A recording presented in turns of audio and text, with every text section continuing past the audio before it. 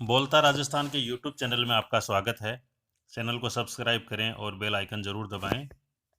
आज बोलता राजस्थान की टीम की खंडेला विधायक महादेव सिंह खंडेला से मुलाकात हुई और बातों ही बातों में महादेव सिंह खंडेला ने एक ऐसी बात कही जिससे राजनीति के गलियारों में एक नई चर्चा शुरू हो गई है।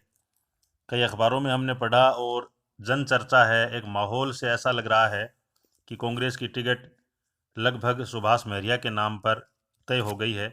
हालांकि टिकट तय करना आलाकमान का काम है और कांग्रेस आलाकमान को इस बारे में डिसीजन लेना है, लेकिन जन चर्चा ऐसी है कि पूर्व केंद्रीय मंत्री सुभाष महरिया के नाम पर कांग्रेस में सहमति बन गई है।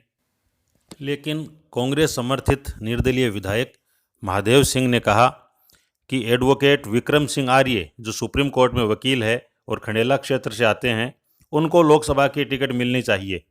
खंडेला के बरसिंहपुरा गांव निवासी सुप्रीम कोर्ट में वकील विक्रम सिंह आर्य को टिकट देने की पैरवी की है महादेव सिंह खंडेला ने।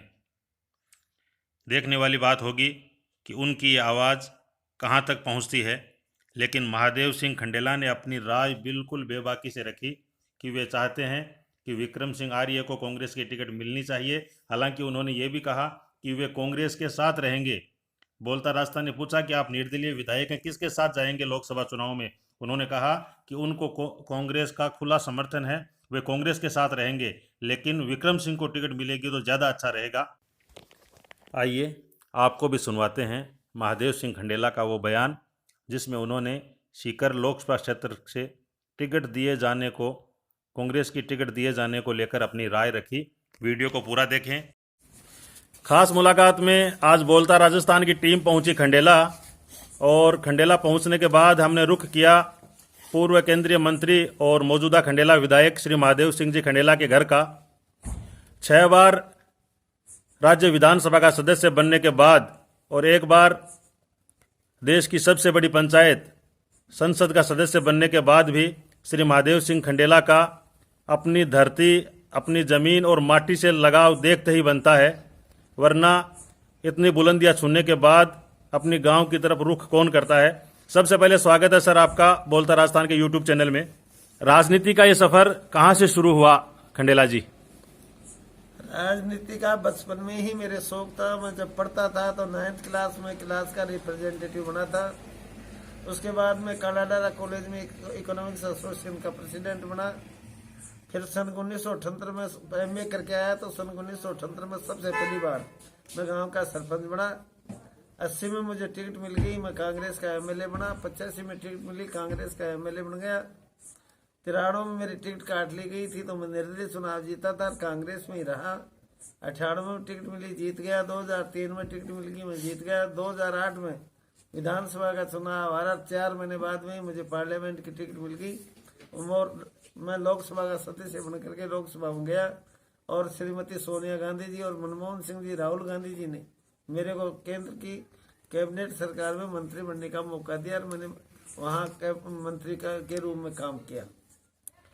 महादेव सिंह खंडेला के सरपंच से लेकर केंद्रीय मंत्री बनने तक का सफर काफी रोचक और उतार चढ़ाव से भरा रहा। 1993 में अल्पमत में सरकार थी और ज़्यादातर निर्दलीय, उस समय 25 में से ज़्यादातर निर्दलीय सरकार के साथ चले गए थे और लगभग सबको मंत्री बनाया गया था। हमने सुना उस दौर में भी आपने कांग्रेस का दामन नहीं छोड़ा। हाँ, उस समय ये बात सही है, मैंने कांग्रेस का दामन नहीं छोड़ा। उस समय हमारे राजस्थान के प्रभारी महासचिव अहमद पटेल साहब थे, मैं उनके साथ रहा। मेरी बचपन से ही मेरी और मेरे परिवार की नेहरू गांधी परिवार में आस्था रही है और मैं उनके साथ रहा हूँ और इसी वजह से मैंने कांग्रेस नहीं छोड़ी और कांग्रेस में रहा। क्या अंतर पाते हैं दोनों बड़ी पार्टियों के बीच महादेव सिंह खंडेला? मुझे कांग्रेस में आस्था रही है, कांग्रेस मुझे अच्छी लगती है। मैंने मेरे चुनाव में भी कहा है कि कांग्रेस मेरी माँ है और राहुल गांधी मेरे नेता है।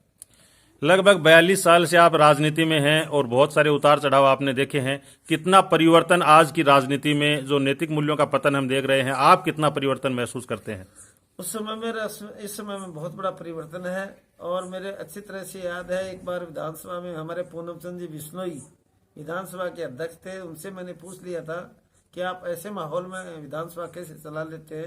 लेकिन उसका जवाब उन्होंने दिया था कि सन 1952 में पहली बार हम विधानसभा में आए थे, तो उस समय के एमएलए में आज के एमएलए में जो परिवर्तन आया है उसको देखते हुए मैं कह सकता हूँ कि बहुत बड़ा परिवर्तन है। लेकिन उसके बाद में भी अब 30-32 साल हो गए, बहुत बड़ा परिवर्तन है और बहुत बड़ी गिरावट आई है राजनीति में।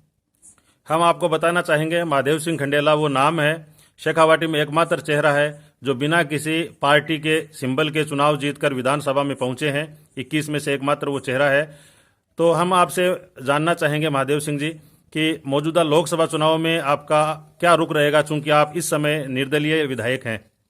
आज तक खंडेला में मेरे अलावा कांग्रेस का दूसरा कोई भी एमएलए नहीं जीता। कांग्रेस का एमएलए जीता तो मैं ही जीता, और 25 वर्ष में मेरे अलावा सीकर जिले में कांग्रेस का कोई एमपी नहीं बना। और जब मैं कांग्रेस में मेरी आस्था है, राहुल गांधी मेरी आस्था है, राहुल गांधी और सोनिया गांधी मेरी आस्था है, अशोक जी गहलोत मेरे जब आदर्श है, तो मैं कांग्रेस छोड़ के कहीं नहीं जाऊंगा। और पार्टी जिसको भी टिकट देगी और उसको साथ रहूंगा और कांग्रेस को वोट दूंगा।